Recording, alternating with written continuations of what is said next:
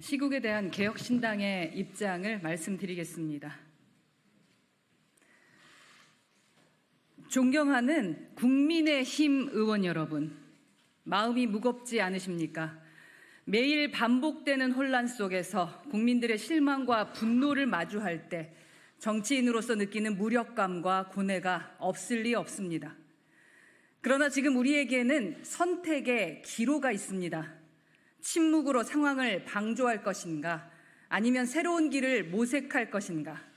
우리는 과거의 관습에 묶이지 않고 앞으로 나아가야 합니다. 여러분은 더 나은 정치, 더 나은 미래를 만들고 싶은 열망을 가지고 있을 것입니다.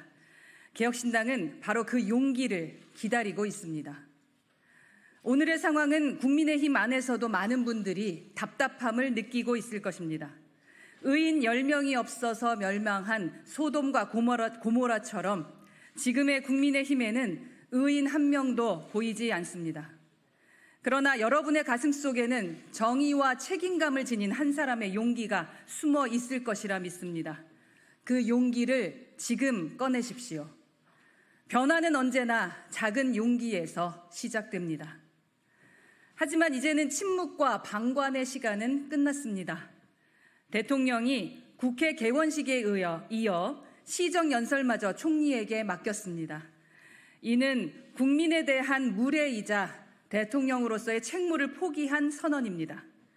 국민은 더 이상 이런 무책임한 태도를 용납하지 않을 것입니다. 오늘 개혁신당은 다음의 요구를 분명히 합니다. 첫째, 내각 총사퇴를 촉구합니다.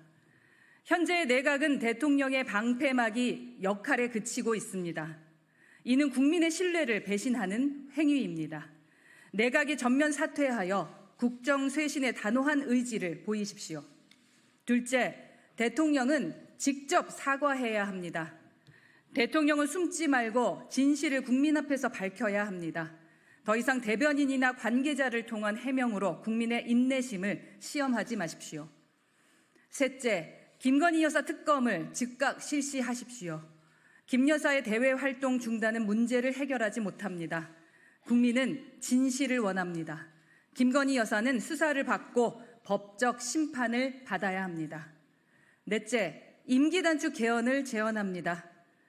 대통령의 임기는 더 이상 국정 운영의 동력을 제공하지 못하고 있습니다. 임기 단축 개헌으로 새로운 공화국을 준비하는 것이 윤석열 대통령이 역사 앞에 이행할 마지막 의무입니다. 이것은 최후의 경고입니다. 개혁신당은 장외투쟁을 선호하지 않지만 정부가 특단의 조치를 취하지 않는다면 국민의 분노를 대변할 것입니다. 또다시 대통령 탄핵의 비극을 초래할 수는 없습니다. 11월은 민심의 마지막 한계입니다. 내각 총사퇴, 대통령 사과, 김건희 특검, 임기 단축 개헌은 국민이 요구하는 최소한의 조건입니다. 윤석열 대통령의 결단을 기다리겠습니다. 2024년 11월 4일 개혁신당 대표 허은하였습니다.